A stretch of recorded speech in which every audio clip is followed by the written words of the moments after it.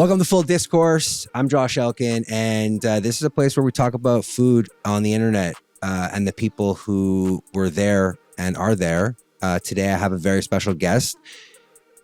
I'm not going to pretend that I'm not a fanboy. I've been a fan for a very long time. I mean, how long ago was your show, Bon Appetit? I have Vanessa Lavorato. I tried to mix up the... No, that was good. Okay, good. Welcome to the show. Thank you so much for being here. Thanks for being here. Thanks for having me. So for people who don't know, I don't know where you got started personally, other than Bon Appetit on Vice. It was a show where it was a cooking show. Viceland, when they had a TV channel. It was so good. So cool. Ugh. Yeah, they did great content. Our producers, Chris Grosso and Lauren Cinnamon, Wait, real last name? Yeah. Sick name. Great name. And it's not spelled like cinnamon, it's CYN instead, which is even cooler. So she did that on purpose. No, she took out all the vowels, It's awesome. They just, Bon Appetit was a show that was on the website, the Vice website. And it had first a female host. I don't remember her name. I'm sorry, but she was great. And then someone else took over. And then eventually Abdullah took over. Wait, was it a web series? Yeah. I didn't even know that. Yeah. I thought you guys were like the iteration of it. No, we weren't the first. Okay. It was first on a website. And then when the channel happened, what was originally being shot wasn't for TV. We thought it was going to go on the website, but then Viceland happened. So they're like, we need content. Oh, wait, we just shot the show Bon Appetit. Yeah. Great name, by the way. Sick name. I'll be honest, when I first heard it, I was like, I don't know if I want to do this show because they asked me to do one episode. I was introduced to the producers by Jessica Coslow of Squirrel. I don't know if you know that cafe. The restaurant. So I knew her through Food People, and they had asked her to be on, and she was like, I can't do it. My husband or her boyfriend at the time is like a district attorney, so I can't do weed. This was before it was legal. And so legal, by the way, we'll get to that. Whatever that means. Yeah. Recreational in California. And she recommended me because she had had my chocolates. I'd been making Marigold Sweets since 2010. So I thought your name was Vanessa Marigold. Wouldn't that for be so great? long, I swear. I know everyone does. I always feel bad. I'm like, maybe I should change my name to Vanessa Marigold, but I don't think I like Lavorato is like, it's strong. If you know what it means, it's like I'm a worker. Yeah, I like that. I like that. Are you from California? I was born in Hollister, California, if you know where that is. No idea. It's right by Gilroy. Do you know also no idea. Bay Area, so South Bay. Okay. It's kind of like agricultural town. My dad was a football coach at Gilroy High School, and my mom was like a substitute teacher, and I grew up there. It's a very small town. It's not like the clothing store at all. It's not next to a beach. It's kind of by Salinas. If you know where... No? Nope. Okay, whatever. Maybe a couple more cities. Monterey. I know where that is. Okay. Yeah. So just south of the bay. And then we moved in when I was 5 years old up to Edmonton. Do you know where Edmonton is? I know Edmonton, Alberta. That's Wait, right. You're serious? Yes. My dad's from Edmonton, Alberta. No shit. He actually played for the Montreal Alouettes. No way. Yeah. Oh, there we go. Some CFL action. Look at us connecting on Canadian culture. He was he played for 10 Not years. the Edmonton Eskimos? He did. How do they even call that still? He played for the, I know, not politically correct. Anyway, he played for the Edmonton Eskimos, sorry, to our First Nations and Native American community in Canada. And Aboriginals. Yes. Okay. Native Canadians. Indigenous yes. Canadians of Canada. I'm sorry for that name. I don't agree with it, but my dad played for them for a long time. He was like one of their all-star players, free safety. Why are we talking about my dad? Anyway, played for the BC Lions too and the Alouettes. We're talking about Canada. Let's be honest. Did you ever go to the Edmonton Mall? That's where we went. Is that still the biggest mall in North America? No, I think either there's somewhere in... The Great Mall of America? Like Minneapolis, I think it's bigger. It's the same guy who built Canada. That mall, built West Edmonton Mall. That's where we went in school for like our field trip. It's like, we're going to West Edmonton Mall. You moved there when you were 5? How long did you live there for? For 10 years. No shit. Yeah. Holy cow, you're like basically Canadian. Yeah, I have dual citizenship. Do you really? Yep. You have 2 passports? Don't tell the government. I have 3. Italy. Yep. Sick I did move. that one later. Of course. Like after college. That was a flex. You don't really need it. You're like, I want the Italian passport. You never know. It's a real privilege to have like options for where I can live and work. So I don't Especially take it for these days. granted. Yeah. Do you go back to Italy a lot? I haven't since the pandemic, but before I used to go. I'm actually I like got married in Italy. So Ooh, there you go. Still technically married there. I need to set my paperwork. We're divorced, but still friends, which is good. That's cool. But yeah, I used to go a lot. I staged, which is like an internship in a kitchen in Rome. You know that. Yeah. But Wait, for the so people who don't, Rome, Italy. no, I know. You're from Sicily, yeah? My mom is Sicilian and my Yeah. dad is Calabrese. Oh my God. Yeah, super spicy, terrona, like major southern. Calabrian chilies are my The best. favorite. Have you had nduja? What's that? Nduja Is is that a like brand? no, it's a type of. I guess you would consider it a salami, but it's basically it's like all of the scraps that you get from the pork, like fat, and they turn it into this really spicy paste. And Okay. it was like trending in restaurants for a while, like nduja this, nduja pizza, nduja on everything. I have Because to you can't really get it here. I'd have to consult my Italian like consigliere. Like, Ask them. They'll know. They'll be like, oh yeah, nduja. Oh, for sure he will. And Yeah. he's Sicilian too. He's in New York. Oh yeah, he'll know. When you went back, do you have like a favorite place? 'Cause, In like, Italy? Yeah. Is it Sicily? You know what's sad? I've actually never been to Sicily. I've seen it from Reggio Calabria, but my mom's side of the family was like they were like American. We weren't allowed to speak, or she wasn't allowed to speak Italian in the house because my grandpa was like he was American. He wasn't Actually? Italian. I mean, no, he was Sicilian. I'm Yeah. like 90% Sicilian or Sick. Italian, and then like 10% from the Levant and stuff like that. I'm you know? 99.9% the whitest Jew you can think of from Eastern Europe. Congratulations. Thanks. Yeah, I mean it's I would say my favorite place to go, always the South. I love Rome. I love to go to Calabria because my family is there and it's a little bit less touristy because people are like afraid to go there and Yeah. I don't blame them. Okay. I mean, that's some serious organized crime in Yeah. Calabria. Still? Oh yeah, Like the Ndrangheta. Gomorrah? No, Gomorrah is That's from Naples. Naples, yeah. So it's mafia is from Sicily. And this is why I always get so annoyed with people like mafia. I'm like, let's not glamorize that. It's not like Not a thing. cool lifestyle. They like beat their women and they keep the country pretty backwards Yeah. because like, you know, whatever. Let's not get into Italian okay. politics. But no, Ndrangheta is from Calabria and then like Puglia has their own organized crime family, There are but good things about Puglia though beautiful. to visit, yeah. Best food. Like I mean, Really? I'll be honest. I love the food in Puglia. Yeah, it's a little bit like Calabrian food is really spicy. Yeah. That's the only place you'll really get like super spicy food. They love heat. So I like that, of course. And a Calabrian like heat is such a different type. yeah. Yeah. Like there's so many different types of spices. There's like Thai chilies, there's like Mexican chilies, Mala. Szechuan, Yeah. Calabrian. They're also that's what I love about. I'm not a big spicy guy, but I like spice. It hurts me, you know. It hurts me the next day. I used to be able to eat so much spicy food, like I would just go to town on it. But now I like think about it more because I used to like eat a lot of Szechuan food. Love Szechuan. Yeah. And it Love was that like tingly feeling. yeah, the mala, the numbing spice. That's you kind of have to eat that last though. Like eat everything first and then eat the Szechuan peppercorns after so that you can taste the rest of the food. But I love that sensation. That's the worst part about spicy food is when it alters everything and then you just like have this weird like so that would feeling. be like the difference. You know, Calabrian food will have more of that heat and then Pugliese food is like it's a little bit more of a softer touch and the seafood obviously is exceptional and the pastries. I'm a real sweet. Shocker. Oh yeah, like Marigold. this sweet tooth. Yeah. Just can plow through desserts and they make very tasty pastries all over the South.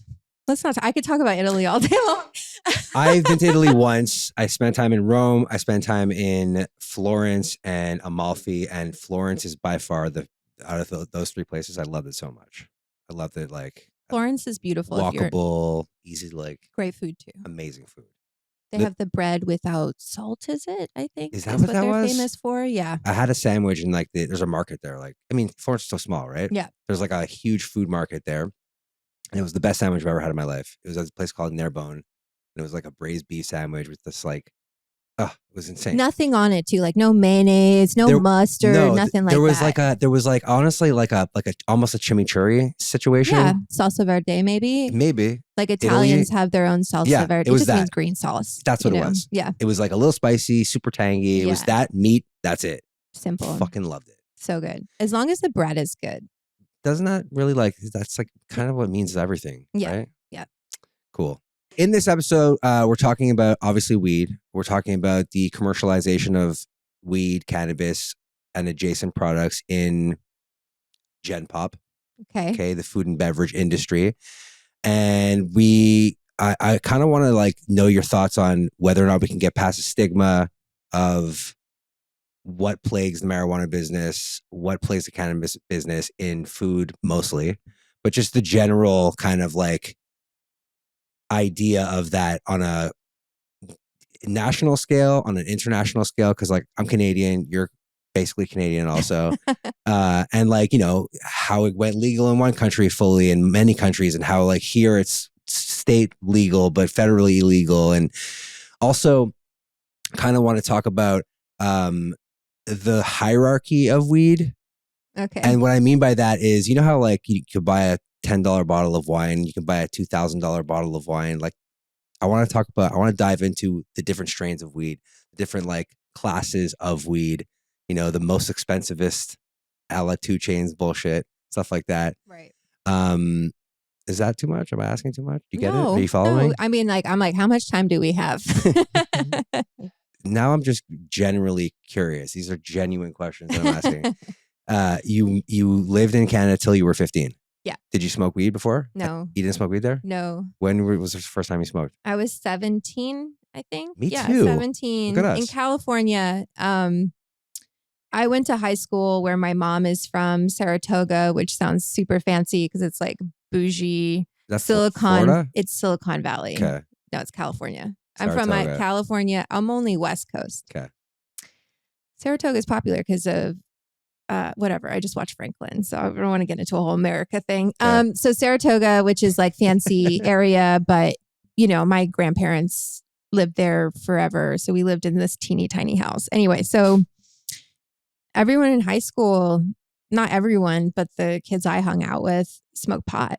And my friend was just like, well, my cousin and I smoked in a camper, in my grandpa's camper in the backyard out of like a Coke can. Cool. Dented Coke can. I don't know if I actually got high from the weed or like the fumes from the can. But, you know, I started smoking in high school in California, and that the weed there, you know, California is just, we have the best pot. I'm sorry. No offense to New York. And there are great strains from all over the place, but the soil and the climate, it's just where we grow things. Yeah. So we all, you know, coming from the East Coast and like the Northeast Coast in Montreal. Yeah. We always knew also like, you know, rap music. Yeah. Like it's like the sticky icky, you know, like we knew that. I was also 17 when I first smoked. I was the last of my friends to like try weed. Feels old, right? It feels kind of old. Like my friends are getting stoned at like 12 and I'm like, what? You're a child. What are you doing? I don't recommend that. No, of course not. I held out because of personal reasons. And then I don't know if this was like a fairy tale or not, but everyone was always like, you don't get stoned the first time you smoke. Right. I was blasted. You know, they say that because of our endocannabinoid system, and like we have a system in our body to we make cannabinoids in our body, and then cannabis also makes cannabinoids, phytocannabinoids. And so when we smoke those, it's like having those receptors.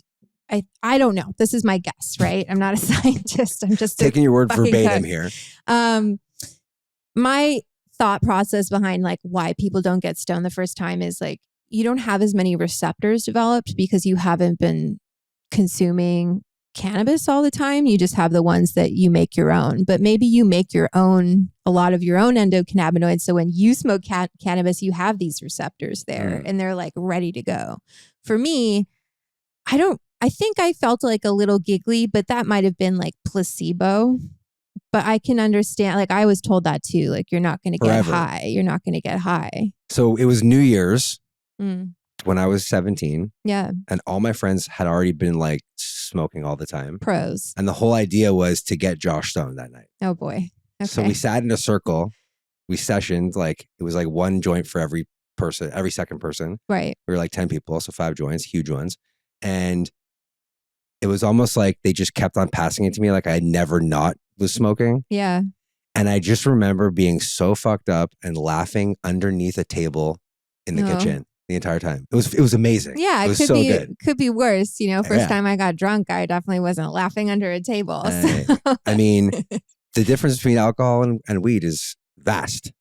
I don't know any health benefits for alcohol. I'm sure that's not right. Maybe if you drink a glass of red wine, it might help, but long-term use of alcohol, I don't know. From what I understand, it has a negative impact on our GABA receptors. You are throwing out scientific terms right now. I just was interested, you know, like when you learn about the Krebs cycle and what alcohol does to your body as far as being able to do the Krebs cycle, it's just like, it's clear it's not helping our bodies do any of our natural processes. Whereas cannabis, it's like, I don't think it's for everybody. Definitely not. But it has a positive impact for a lot of people who maybe don't make a lot of endocannabinoids, and so they can get it from cannabis. So you keep saying cannabinoids, and my emphasis was so wrong on that. I used to call it cannabinoids. Maybe it's that. I don't know. I just say I maybe it's endocannabinoid. I can't say now that. We're tongue twisting. Yeah. It's funny. You know what's messed up is like you're saying that there's no like kind of like not bad things. Like the health benefits for weed is so much more. We know this, right? Yeah, I think even the government is admitting now that there are medical benefits to cannabis, but that's not to say that there aren't possible negative impacts from it. Like if you have a family history of schizophrenia, it's not really recommended that you use weed. Yeah. And so I think being educated about that, also CHS, cannabis hyperemesis syndrome, I think that's how it's said, is a new kind of, I don't know what you would call it, like side effect or diagnosis that people are experiencing where they just start throwing up all the time. And the only remedy is to like get in the shower. And these are people who've been smoking or consuming cannabis for many years. And then just like something switches in them. Kind of how it's been explained to me is that while cannabis can help us increase our appetite, it can also like cause the opposite effect in some people. Interesting. I don't know if that's due to excessive use of cannabis or because I don't want to blame anyone for having. Everyone's different. Yeah, right? everybody's bodies are different in everything. So I think like this kind of like saying that people might get mad at me, because they want to see pot as this like panacea that can, I don't know if that's what does that mean? Cure all. Got it. That your vocabulary is making me embarrassed. Stop it. It's not that for everybody, but it has just like, everybody shouldn't drink coffee coffee's like, I don't know what the health benefits of coffee are. Apparently it helps with asthma. Well, there you go. Just like a lot of different things that we consume, it doesn't work with everybody's body. We're all different. Yeah. So.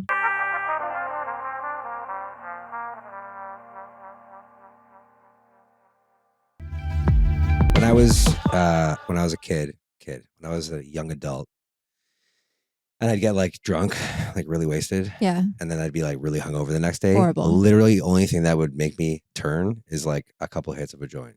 Turn, like feel better? Yeah. Yeah. Denazify myself. Well, so not to go back to the endocannabinoid system, but it helps create homeostasis in our body. So it's in every part of our body, these receptors for the cannabinoids that we make, and then also for the cannabinoids out there in nature and the ones that are made in a lab. So that's why it helps with like they see medical benefits with cancer or with Parkinson's disease. It like is very anti-inflammatory and kind of calming. We have receptors in our skin, we have them in our bones. So when you're super drunk, like hungover, you're like dehydrated, you're inflamed probably. So when you smoke pot, you're just kind of like calming your system down, and then it makes you hungry, which is only going to help the situation. Definitely. I smoked every day for 20 years. Yeah. Multiple times a day, every day. Yeah. And this past 420 was like, I hadn't smoked in a year. Wow. I know. Not for any reason. Yeah. Just because. 20 years is a long time to not take a break, you know? Yeah. Anyways. How do you feel about that? How are your dreams and stuff like that? At first they were fucked up. Yeah. Now they're just normal. Regular. Yeah. Yeah. You know? And I also, in Montreal, we smoked a lot of like spliffs. So like it's a European thing. I smoked spliffs for many years, and then just. And it's like tobacco is disgusting. Yeah, basically, I was like, I spend too much money on my skin to be smoking tobacco, so I stopped smoking spliffs. But also, it was like a way to cut the weed because weed is so expensive. Yeah, and so I'd smoke less weed. I smoke so much weed now. Yeah, you know, I'm lucky that I have friends who are growers and dispensary owners, so I can like get some deals, but it's an expensive habit. Less expensive than cigarettes. For sure. You know, and alcohol. Depending on how big your joints are. I mean, I smoke like an ounce at least in like not like less than a week. Okay. Yeah, that's not that bad, but that's 3 like, grams a day, you know? Yeah, like 4 grams a day. It's like an eighth a day. Yeah. Okay. Which is expensive. It's a lot. Times that by 30 if you're paying like 30 days, if you're paying whatever. Anyway, I find that weed's cheaper these days. Yeah, because there's more supply. There's a million different things. Yeah, because the government legalized in California, they made it recreational. So there was like a rush of cultivators to the market and people who had been in the market for a long time. A lot of those people left. Or got pushed out, right? They just couldn't deal with the regulations that were in place. Like to get their grows compliant with the government would have just bankrupted them. Yeah. And so they were like, I don't want to deal with this. And they didn't. So many of them were drawn to the industry because they liked that it was outside of bureaucracy. And so they're like, well, fuck it. I don't want to do this then. It's so inside bureaucracy now. It's ridiculous. Have you been back to Canada ever since? Yeah, of course. I mean, you can get it at the mall. What is it? Tokyo Smoke? I don't think you can get it at the mall. Yes, you can in Toronto. I went to the mall. I walked into a dispensary and I bought fucking pot in the mall. Okay, so in Montreal, it's not like that. In Montreal, the Quebecois maybe are a little bit stricter. Maybe. So I don't know if, for anyone who doesn't know, like alcohol is controlled by the government in Canada. Every province, which is a state, has their own commission. In Toronto, it's the LCBO. In Montreal, it's the SAQ. And when we went legal as a country, which is pretty cool. Yeah. First Nation to do that. Is that a pun? No. Anyways, we're talking about. I know. I got it. Anyways, when they did that, all the liquor commissions branched out to make the weed stores owned by the government. Yeah. So in Montreal, you can't sell weed unless it's like the SQ, it's called. SQQDC or something. So they're part of now the liquor store. Yeah, it's the same thing. So it's not branded dispensaries then. No. Toronto is different. Yeah. They had branded dispensaries, at least when I was there. I didn't know that. Yeah. Okay. It was cool, like wild, but the restrictions on packaging for edibles and all of that, it's like you can't have branding. No. It's all, So that's another thing, right? It's all like the same color, like it's very boring. Yeah. Here you walk in, it's like an amusement park. Totally. But I think, how Canada is treating it like from a capitalist point of view, like it sucks because you can't you can't differentiate yourself to the market. But for safety and being cautious and not wanting kids to think it's an exciting thing for them to try, I think it's pretty smart. So, did you see speaking about kids being excited about trying something, did you see the documentary on Juul? God, no. But I'm sure that that was the whole thing. That's why they got banned. Yeah, because it can't be appealing to children. Yeah. And that's something with my chocolates. I've always I've been doing this for a really long time. So the fact that they've never gotten into the hands of kids makes me feel like proud. I've always tried to make them look super fancy. Yeah. So like a kid would be like, no, it's fun not for enough. me. It's not like colorful and like doesn't look like Sour Patch Kids. And we do have some regulations in place, like packaging has to be opaque and For your chocolates or for the cannabis whole industry? in California has to be in opaque packaging, has to be in child resistant packaging. That for sure. Yeah. The labels on the outside. I mean, they have ways around it, and they definitely test what is allowed. Some of the people in the industry, but I'm happy to see it because when I started, it was like Rice Krispie treats wrapped in saran wrap with Rastafarian sticker on top with like XXX, and you didn't know what you were getting and you could only have a crumb. So I've always been like, let's legalize, let's make this regulated, even though it sucks as a small business, as someone who is trying to make my way with all of these like massive manufacturers who just dominate the industry. Yeah. Or just like big like IPs, like the Snoops and the exhibits of the world, well, right? they go to manufacturers and they're not like getting a license for themselves. No, they're licensing their names, right? They're going there and they're white labeling. And when the market first went wreck, they were trying to stop that. They had the legislation had like 5032B, I think it was called, was like, you can't white label under a manufacturer.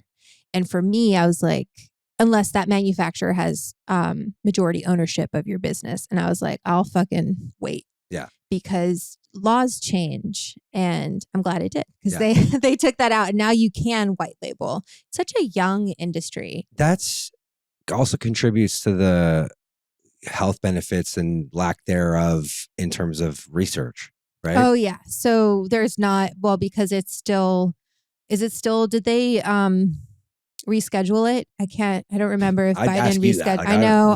I just stopped paying attention. I was like, just fucking legalize it, man. It's so stupid. Like, first of all, the United States, all the states individually govern themselves, which means like they individually decide whether or not it's legal or not. Not to mention the whole blanket of like not being federally legal. Right. So if someone wants to fuck with you, they could, right? Well, it makes having a trademark difficult because trademarks are a federal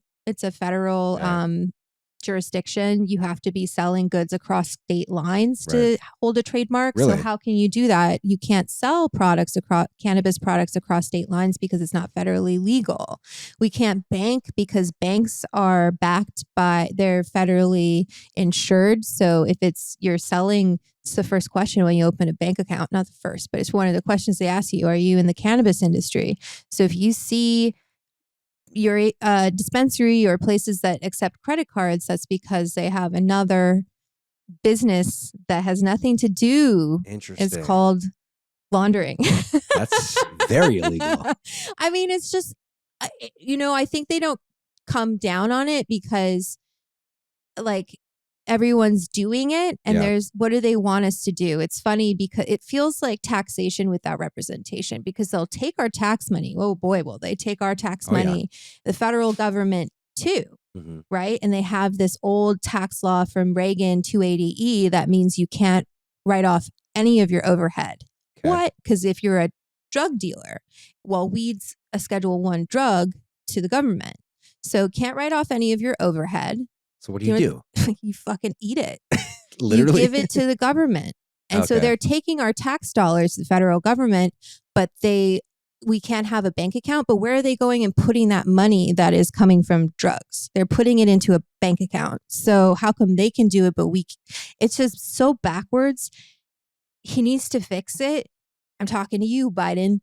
You got to figure something out because this industry is happening, whether they want to take their heads out of the sand or not. Yeah. Like it's booming. And it's big business. Once New York went wreck, it was like, it's happening. So we got to make some moves. I think it would really invigorate his party, get the young people excited, get people who are interested in this industry as a legitimate business because it is.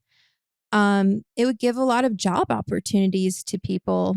Do you find it's just like a boomer thing to like kind of like think of it as like a gross and dirty thing? It's I not don't just wanna like blame smoking the a bag. boomers. Like I I love don't. blaming I boomers. know, Ugh. but I just think that just makes them feel more Yeah. ostracized, and like they want to side with someone who's fucking crazy. So, you know who I'm talking about. I won't say his name. He who will not be named.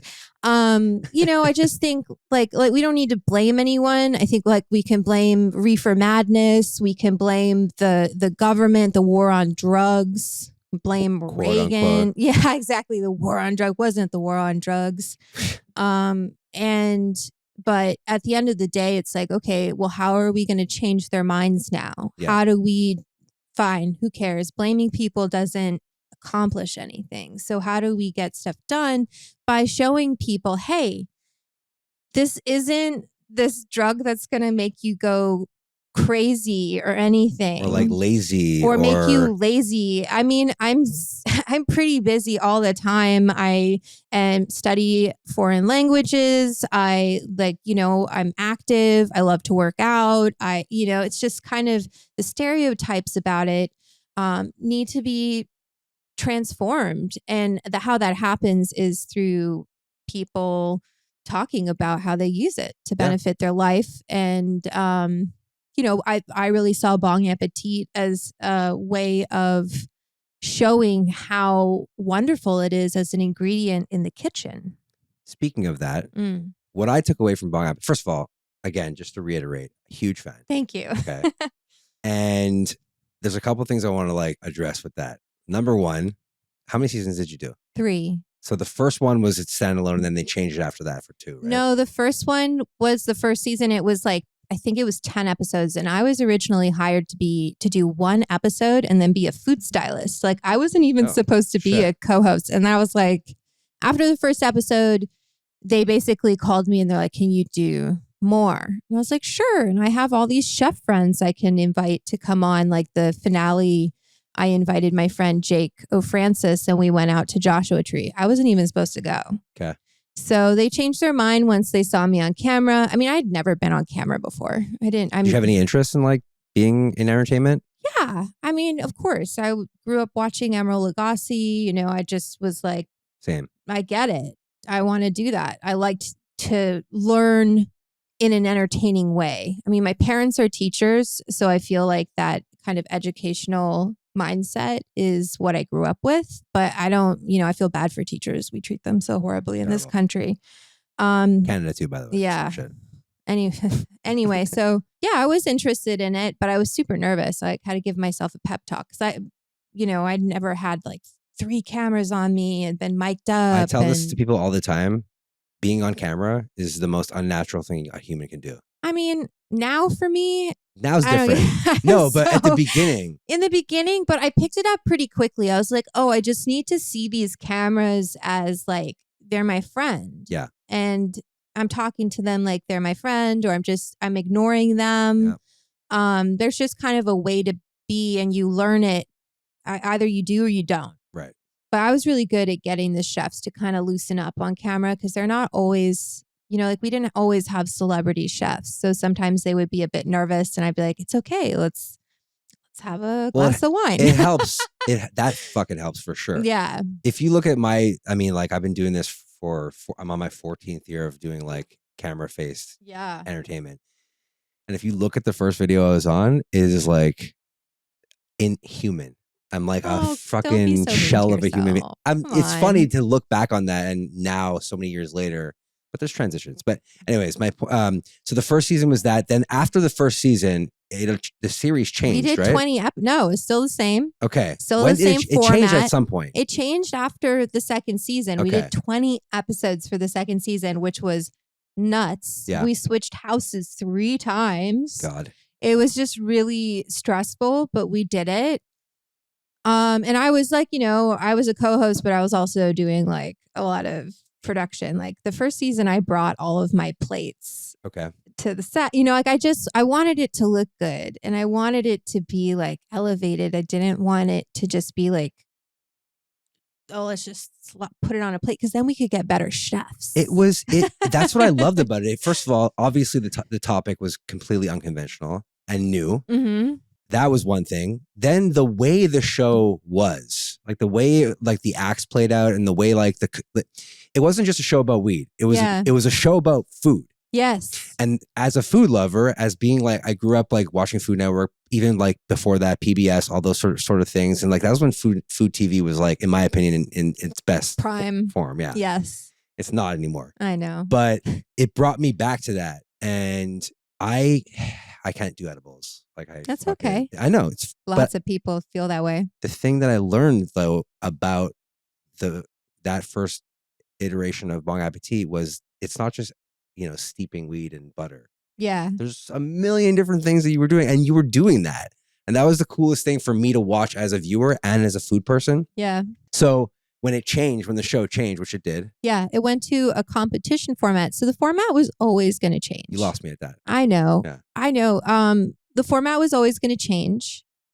Where they didn't lose me is in casting B-Real as the host. Love that. And when I met him, I just was like, this guy is so cool. And he treats me with so much respect. Like he would open every door for me.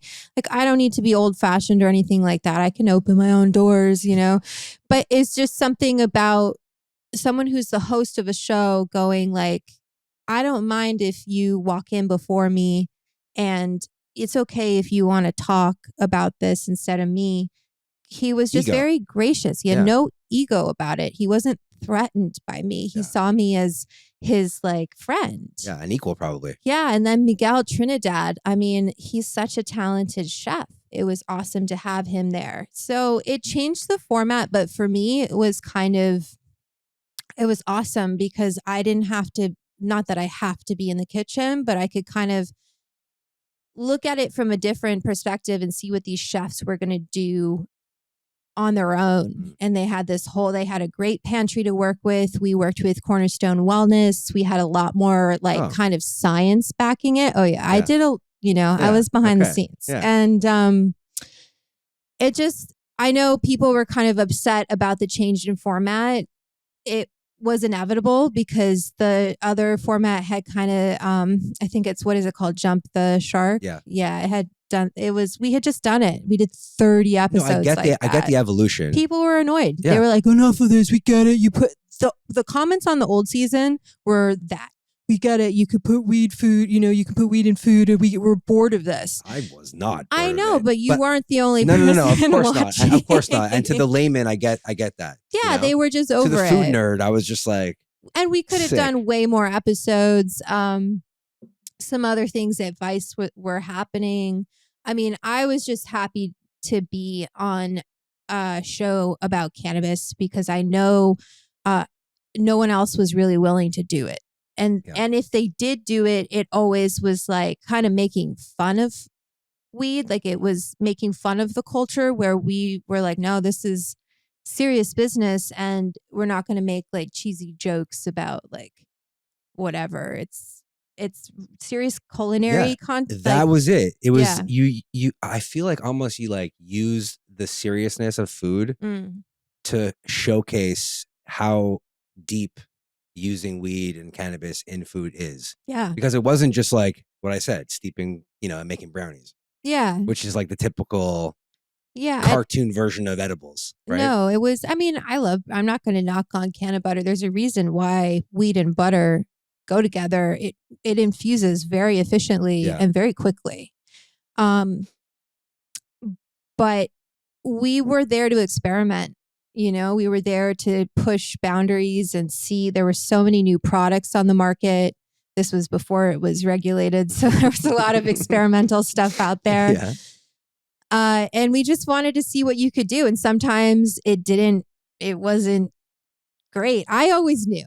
I mean, I've been making edibles for a long time. So like one time we were making pizza with Frank Pinello from That's Pizza. Yeah. And they were like, let's put sauce, which is, do you know what sauce is? No. The concentrate. It's like super terpene, heavy. What's the consistency? Like sauce. Saucy? Okay, it's kind of liquidy on top, and then it'll have kind of like a concentrated crystallization almost. Yeah, exactly. On the bottom. I know. So like, let's put a bunch, like Rye, the science co-host, Oh, he yeah. like dumped a bunch into the red sauce, the sauce for the pizza. Yeah. And I was like, that's a lot. And they're like, it's not decarb. It'll be fine. I'm like, yeah, but it's going in a 500-degree oven for the pizza oven. Like, it's going to decarb. Science, yeah. It's going to decarb in that heat. And it's like right on top too. So it doesn't have anything really insulating it from that heat. Enough of it's going to decarb. And also, I just don't like the taste of like a bunch of terpenes. It's like eating essential oils. Yeah. You know, like if you ever had someone's like, oh, I made this cake with rose and they just put too much rose in. You're like, ugh. Yeah. Same thing with terpenes. Okay, wait, before we keep going, because this is very fascinating to me. Decarbing means activating the THC? THCA. So yeah, when we get, if you have like flour, raw flour, like all-purpose flour or like weed flour? Weed flour, buds. If you have buds, or keef, hash, live rosin, I think even live resin, like a lot of the concentrates, the ones are not decarboxylated, so they're not activated. When we smoke a joint, the heat from the cherry or a bowl, the heat from the cherry decarbs the THCA as we smoke, like the residual heat, and then we breathe it in and it's activated. Right. When we eat edibles, there's nothing to heat, like you got to heat it up beforehand to convert it to THC. It loses the THCA loses a carboxyl group and becomes THC. So it changes from its acidic form to an active form. That will happen just kind of, some of it will happen just naturally at room temperature. So like I've taken a lot of eighths from the dispensary and gotten them tested to just see, and there'll be like small amounts of THC in it. But if you really want to get the most bang for your buck, you have to heat up the weed before you make edibles. And there are some like, it'll happen to a certain extent in the cooking process, but you don't know for sure. So just a quick question about that. If let's say I was like muling hash. Muling hash? Muling. Like putting it in your butt? Yeah. Okay. Or like swallowing it. I'm not saying I did this. Yeah. Okay.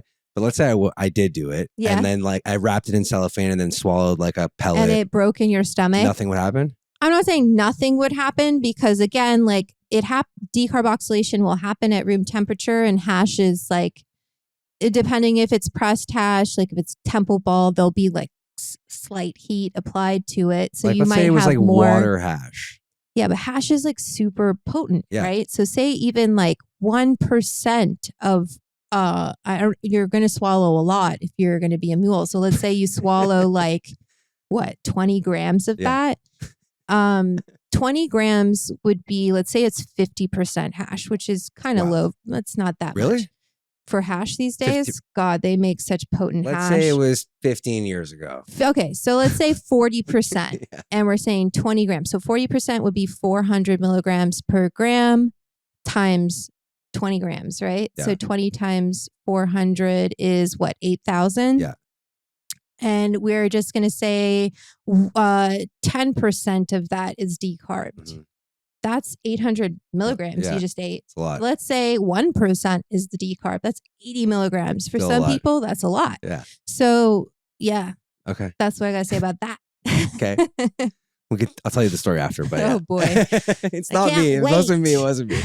Okay. So you're making pizza with Frank, and you put in a shitload of sauce. Didn't. Rye did. Okay. I'm throwing him under the bus. By the way, I totally forgot about him. Don't forget I loved about him. Rye. No. We DM him, and I DM all the time. He's rad. He's a nice guy. Cool guy. Yeah. Yeah, so they put in a bunch of sauce because it looks good on camera to dump a bunch of sauce in the sauce. So much of it like was about that. Like, we didn't get the shot. Can you do it one more time? I'm God. like, fuck, we're How going to often be did so that happen? high. Pretty often. Fuck. So I try to be good about that. Like, we're going to put the weed in now. Let the camera Get the people cameras know. on. That was a big part of my job, is like explaining Yeah. what was about to happen, because chefs like to just kind of plow through a Yeah. recipe. Yeah. They don't know to like cheat out to That's camera. the producer arm. And You know? yeah, Like, that you gotta, was me. throw it back a bit. But yeah, it decarbed in the oven. People ate slices. I did not, because I know. And everyone got really fucked up and had terp burps, where you're just like burping up terpenes, and you like shit them out. They come out your pores. I mean, it's disgusting. Ugh. It's too much. I'm getting anxiety just thinking about it. Okay. When I was like 20 or 21, we rented a house up in like northern Montreal. A bunch of us, 20 of us. It was like 10 guys, 10 girls, and someone brought like keef, and they tried to roll it up in a joint. And they got too fucked up. They're like, "Get rid of this for me. I can't deal with this." So I brought up 2 boxes of brownies, made brownies with like a sevens of keef. Needless to say, the entire weekend was fucked. Gone. Everyone was toast. Well, because even if you don't decarb the keef before you cook with it, when you bake the brownies, it will decarb a little bit. Not all the way. I mean, I've done testing on that, like putting raw flour into cookies and seeing how much would decarboxylate. I need to do more testing on like, say a brownie batter is more viscous than a cookie batter. So you might get more decarboxylation than that.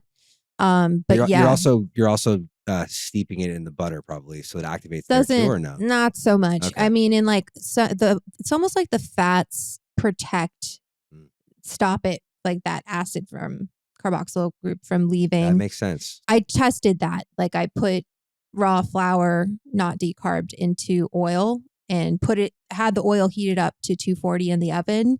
So it was hotter. I didn't use butter because I wanted to see if we did it at a higher temperature, how long would it take to decarb? And it took 2 hours. Confit weed. Basically. Yeah. Yeah. That's cool.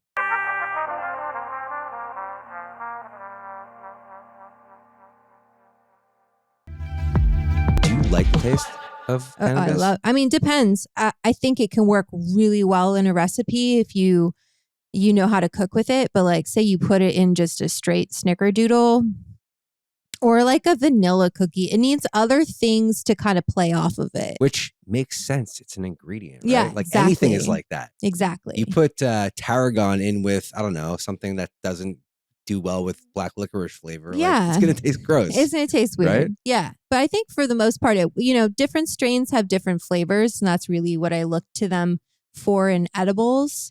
I'm not like, I'm going to make some brownies with like sour diesel and it's going to give me those effects. I'm more so like, this kind of has a gassy smell and what should I cook with this? What would work well with this? Either to mask that smell, which is where brownies come in because chocolate will make a shit taste good. And it's your third shit reference. Today, I'm sorry. It's fine. I don't have a brown fetish, okay? It's not my kink. So am I protesting too much? No, it's fine. I like it. Anyway, yeah, it there's things that will cover up that flavor. If you put it in meatballs, like meatballs, I would just throw decarb weed. I wouldn't even make an oil or anything like that. I'd just cook with it like I would cook. Really? Yeah, because you're not going to taste it. I've never had, again, I'm not good with edibles. Yeah. I stopped smoking for like a month during the pandemic and I had a 5 milligram edible and my heart rate went to 160. I just posted a recipe it's like reefer Ritzy treats and they're like 1.25 milligrams each. I know that sounds so low. I'm sure I'm going to get some bros that are like, oh my God, you're not a real stoner. But like the goal is to eat more. Like, it tastes good. So I want to eat more. If it's too potent, it's not going to taste as good and you can't eat as many. Yeah. It's like a cocktail. Like a drink. That's too alcoholic. Yeah, you don't want more of it. No. You just want some people do. But hey, do you drink? Not so much. Not as I've gotten older, just because skin. Yeah, honestly, yeah, I really care about my skin. I care about like my body. I don't like how it feels the next day. Yeah. I always regret it. Like I'll have 2 glasses of wine. I like the way it tastes. Like I love a cocktail and I love wine and beer too. I used to drink so much beer. I was like really bloated when I was drinking so much beer. I can't drink beer. I know. I love wine though. Oh, it's great. Yeah. But yeah, the next day I just am like, what the fuck did I do? And it's like 2 glasses. And weed doesn't give you a hangover like that. No. At least it didn't for me. I mean, sometimes edibles, I'll wake up the next day and be like, oh God, I don't want to move. Like when we were shooting the competition format, because I had to eat, we had like multiple dishes. Yeah, you were a judge, right? Yeah. Where before I was just cooking, so I could be like, here, you guys. I don't have to eat this piece of pizza. I'm not eating that because I know how many milligrams is going to be activated now. And I, had more of a choice. for the competition format, like Miguel and B-Real would look at me and they'd be like, as soon as it hits Vanessa, we know how strong it is. Cause I'm like, my metabolism was maybe a little faster than theirs. And I was like the canary in the coal mine. I'd look at them and be like, they put a lot of weed in that first course. And it's so good because these are like professional chefs. So you're like, oh, I want to eat this. It's so delicious. And then you're counting your milligrams. Okay, I'm at 10. Okay, I'm at 20. Oh, shit. Did I hit 40 yet? And like you're eating 40 milligrams a day, 10 episodes. It's a lot. It's a lot. It's a lot. I have some friends that do like dumb amounts of edibles and they're fine. Like everyone's different. It's just funny like how some people react to it differently, Yeah, but mixing crossfading is a whole different thing. I have a cookbook, not to plug it already. No, my agent, my publisher's gonna be so mad at me. He's like, you're doing all this press and this book isn't even out yet. When is it? Do you know when it releases? Spring 2025. Oh shit. Okay. Yeah. So you're like halfway in the. No, I'm done. I wrote the manuscript is in. So what the heck? Why is it a year and a half? Because they have to like lay it out. They have to, it's in copy edit right now. So I'm gonna get like. It's such a process, right? It's a huge process. It's first one. Yes. Bon Appetit cookbook was through Vice, and they had sold that book before the show even happened. Okay. So I was like, I didn't, I had nothing really to do with that. I mean, I contributed because I felt like I wanted to be supportive of, I know it sounds kind of crazy, but like, I want to be supportive of Vice, but I kind of feel like they took a chance on me when I had never been on TV before. No one was making cannabis content at the time. And they gave me a co-hosting role. I was like, yeah, sure, fine. I'll do this cookbook. It's kind of fucked up that I'm not actually working on it or getting anything from it. But I feel like Vice gave a lot of people chances. And it sucks what has happened over the last few years. But there were great people who worked there. Yeah. It's a Montreal company. Yeah. Started in Montreal. Yeah. Canadian company. It was like they bought it. I don't want to bring up the owners of it, but they just really, they had this huge valuation and they just kind of got greedy. Dropped the ball. They got greedy. Yeah, they should have sold. They should have sold. They should have taken that. Anyway, whatever. Cookbook. So your cookbook, spring 2025. How to eat weed and have a good time. Yeah. Emphasis on that last part. Okay. And really went into the weeds, pun intended, on like the science of it. How long does it take to infuse butter? Because when I was coming up in the industry, people were like, you got to infuse it for 8 hours under the full moon and then strain it through your grandmother's pantyhose. You know what I mean? Like there was all this kind of mythology around how long it actually takes to make weed butter. And I was like, well, how long does it actually take? And no one could answer that for me on the show. I'd be like, right. But, does it decarb while we're heating it? I'd be like, I don't know, because there wasn't science on it. Yeah. So I just ran a bunch of lab tests. I took the advance money. I was like, let's go to the lab. And I worked with Encore Labs and was like, I'm just going to bring in samples and see what kind of data I get. And I was really surprised at how quickly it infuses and how easy it is to cook with. And that you can decarb in all sorts of ways. I mean, you're a scientist. No. Come on. I mean, cooking is a science. Exactly. Yeah. So you are, but like you're even more because you're going to the lab. Like did you wear a lab coat? No, I mean, I was doing the experiments in my home. Okay. And like, if you're a real scientist, what you would have done is like retested everything 3 times and had an independent person test it too. And like, I just don't have the funds to do that. And I feel like if you look at not to like throw shade at other cookbooks, but if you kind of see what cookbooks on cannabis had done up into this book, they didn't answer those questions. I'm like, I just want to know how to save time. I don't like to waste time in the kitchen. And have conviction too, like to like what the process is. This is how long it takes. You don't have to do it longer than this. It doesn't need to be so precious. Also, like cooking with concentrates cuts out a lot of the kind of labor involved with making edibles. Because if you cook with flour, you have to either infuse it or cook with it whole. Mm-hmm. So like for a meatball or something like that, I'll just throw it into the recipe. Who cares? But wouldn't you be like eating pieces of flour? No, you grind it up, and then Okay. it's like I put mint in my meatballs, Yeah. and there's garlic in there, and there's Parmesan, there's Yeah. breadcrumbs, and Okay, so hopefully just- some ricotta, and there's, you know what I mean? Like Yeah. it's not Ricotta. ricotta. It's not. It's not. My friend kills me about that. He's like, it's not ricotta. Whatever. Anyways, I I've say never done that, so I'm gonna do that. Ricotta and meatballs. Fuck, sounds delicious. Oh yeah, and that's in the cookbook. Yeah. But you don't really taste it and then it's in a red sauce, so like There's so many layers. there's so many layers. You're not going to get that weed flavor. But if you're making a cookie or something or a brownie, you don't want to bite into and like have those of course not. that texture of it.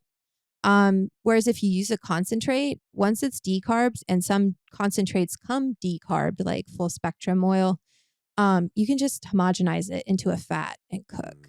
Like hash, just whisk it into some warm oil, put it into your recipe, and go. Do you? This might sound stupid, but do you always cook with edibles, or do you like recreationally cook too? Like normal food? Yeah. Okay, I don't know. It's a stupid question. Yeah. You're supposed to be like, there's no such thing as a stupid question. No, there is no such thing as a stupid Except question. That one was fucking stupid. No, it's not stupid, but like, yeah, of course. I love to cook regular food. I'm a food stylist. Like, I think I messaged you before. I was like, I can't do, or you're, not Diane, Melanie. I messaged. I was like, I can't do this week because I picked up like a food styling job. But yeah, I love to cook. Are you trained? Like, did you go to school? No, okay. I'm self-taught. Love I've that. been cooking since I was 3. I did that stage in Rome, and that definitely kind of taught me some skills. I almost went to Johnson and Wales Culinary School in Denver, but I was like, no, I think I'll get like a art history degree. Yeah, I went to Berkeley. Did you? Yes. There you go. And I got very stoned. Wow. You seem very smart. Berkeley. Oh, thank you. I was a transfer student though. You know, I went to what's it called? A community college after high school, and I was like taking care of my grandma at the time and stayed close to home. And then I got into Berkeley for art history and Italian studies, which like, you know, I wasn't applying. I wasn't applying for the business school or anything like that. They're like, yeah, art history, come in, we'll take your money. What are you going to do with that degree? I'm like, nothing. Make weed. Exactly. But you know, in doing that degree, I learned a lot about aesthetics and art, and just kind of, it kept me curious. And I worked at this clothing store, and I had to kind of I had a job throughout school. Yeah. I've been working since I was 15. Same. Seas Candy, first job. Chronicle newspaper. Really? 12 years old on my rollerblades. Oh, that's so cool. Yeah. I've literally had a job my entire life. That's why you're in media. You're like, I'm a news guy. But yeah, so it was, you know, it just, I was around a lot of weed. I did have a question about your cookbook. So like if I wanted to, again, probably a stupid question. No. If like someone wanted to buy your cookbook and use it without weed. Totally. Recipes or money? Yeah. That's cool. Totally. No, there's great recipes in there. I even have my caramel recipe in there. My editor was like, I don't know if we can have this process for tempering chocolate. It's pretty complicated. I was like, but I made him keep it. I was like, we got to. I was like, he's like, they can just not temper it and put it in the fridge. I was like, no, that's the whole point of tempering chocolate. So when it's at room temperature, you can touch it. That's why all of the influencers do frozen chocolates, because it's like not real. Well, it's not that it's not real. It's just that it's easier to do. You just got to melt it and coat it, which is a process in and of itself. I'm a path of least resistance person. Totally. I take shortcuts any chance I get. But when you touch it, it's going to melt in your hands. Or just like, yeah, exactly. You or touch at room it, temperature, it'll bloom. Yeah. And then you like fingerprints all over it. It's not shiny. Just messy. Yeah. It's tempered chocolate is a real art form. I taught myself. I mean, I use a machine now, but I can do it by hand. I did like that with a book. I don't marble. I just seed it. It's like, I don't have a big enough marble table. I have done it that way, but seeding is so much easier. You take tempered chocolate, so you melt the chocolate where you're going to work with, and you take some tempered chocolate and you seed it. You put it in, and it's like you're cutting. Chocolate is an emulsion of like cocoa butter and cacao and sugar, and so you break that emulsion when you melt it. The seeded chocolate is emulsified. So when you put it in there and you're stirring it and you're checking the temperature, it slowly pulls the melted chocolate into emulsion. And then you pull it out the any seeded chocolate that's not melted. Sorry, this is very long. No, And then you have tempered chocolate. You drop it and you bring it up. Yeah. It's like temperature control. Yeah. It's complicated, but you're looking for a shiny chocolate that cracks when you bite into it. It shouldn't be soft. It shouldn't be white on the outside. So it's not that chocolate is bad. It's just not that when it melts in your mouth, it won't melt as nicely in your mouth because the emulsion is broken. Same thing for butter. When you melt butter and you let it set up, you'll notice there's these layers and it's kind of grainy. So for my can of butter, I seed it. I take regular butter that's still cold and emulsified and I put it into the melted can of butter to bring it back into emulsion. So I love cooking and I love weed. You're cutting real shit with non-real shit to make the non-real shit real shit. Yeah. That's culinary inclined language right there. How long has it been since America went California, 2016. That was such a weird, we were on set of Bon Appetit and like Trump had just won. I said I wasn't going to bleep that out. So 2016, California went recreationally legal. Yes. You were on set. Yes. Breaking the law. Oh my God. So much. That pantry, we had so much weed in that was not legal. I love that. No, yeah. Where do you where do you see the industry? I mean, it's been 7-8 years. Wow, that's fucking crazy. I know. It's been 8 years and the industry obviously has changed a tremendous amount.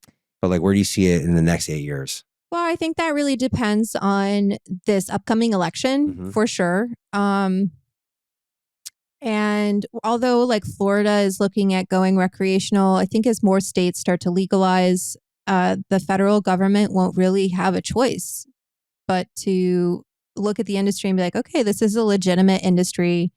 I wish they would treat it like alcohol and tobacco. They're not scheduled at all, even though they're so bad. Not good for you. Yeah. I don't know the health benefits of tobacco, but please let me know. If it was the 30s, you'd be like, smoke it all day. Right? Let's go. Well, and that just shows like mentalities have changed. I think they will continue to as long as the industry is being cautious in a way and educational and not turning their back to some of the risks involved. We just need to be smart about it. So that's where these states come in.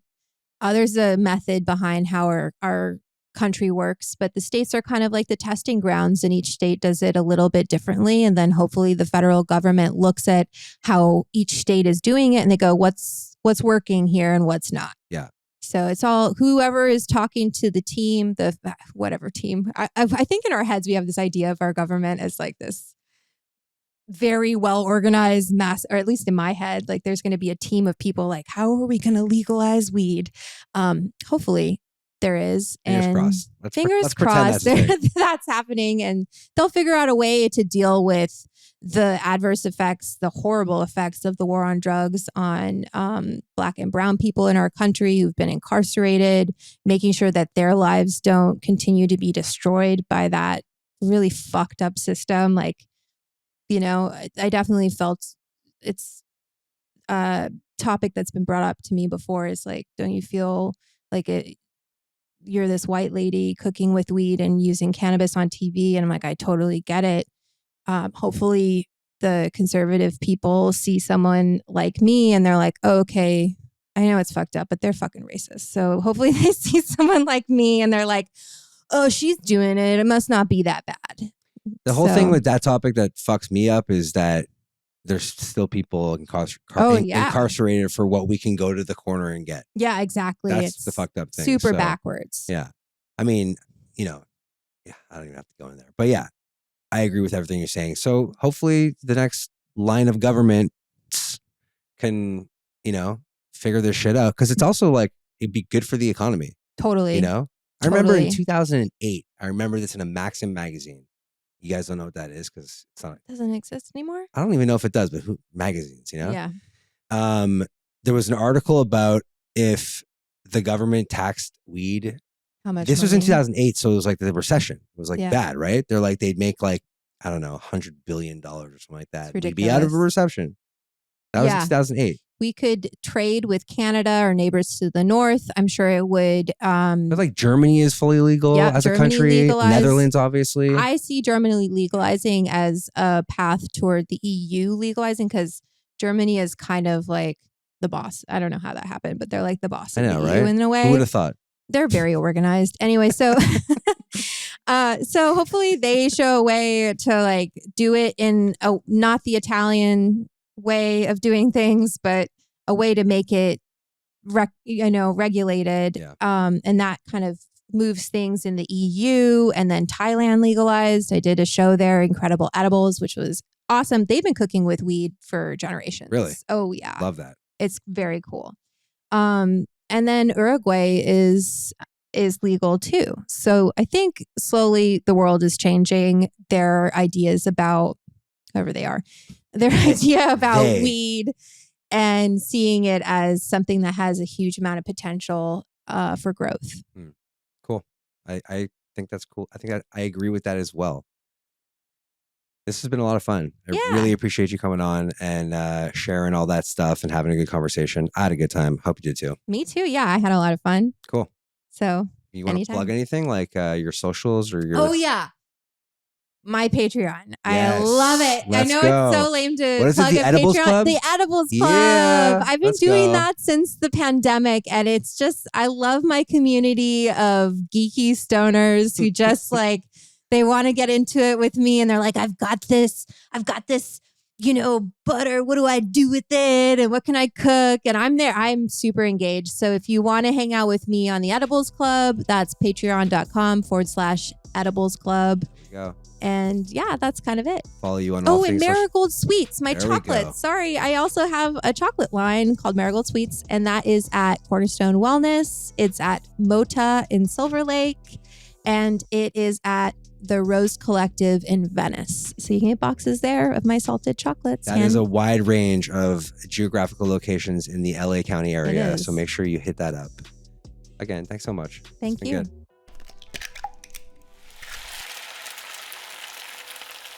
Full Discourse is a podcast hosted by me, Josh Elkin, produced by Diane Kang, Melissa D. Montz, and Diamond M Print Productions. Camera operator Jeff Liu.